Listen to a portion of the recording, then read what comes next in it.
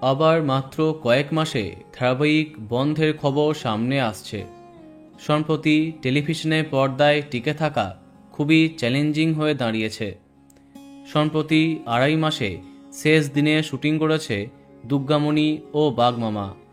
এবার মাত্র 4-5 মাসেই গল্পের ইতি হচ্ছে।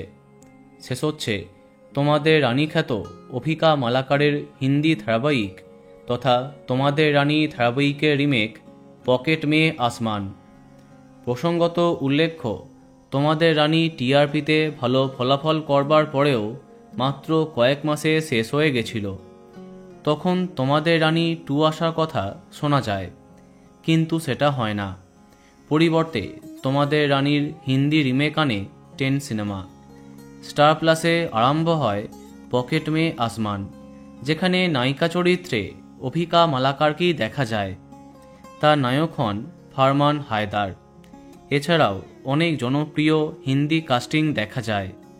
বেশ ভালোই জনপ্রিয় হয়েছিল পকেট মেয়ে আসমান। একই গল্পে দুটো ভাষায় অভিনয় করে জনপ্রিয় হয়েছিলেন অভিকা। কিন্তু সূত্রের খবর, এই ধারাবাহিকের মেয়াদ বেশি দিন হচ্ছে না। জুন মাসেই বিদায় নিচ্ছে পকেট মেয়ে আসমান। ধারাবাহিকের টিআরপি খুব একটা ভালো হয়নি। অনেকেই অভিকার এই ধারাবাহিকটি দেখত, তাদের জন্য এটা দুঃসংবাদ। বন্ধুরা, ভিডিওটি এইটুকুই। বাংলা বিনোদনের অন্যান্য আরও খবর পেতে সাবস্ক্রাইব কারেন্ট পজ। ধন্যবাদ।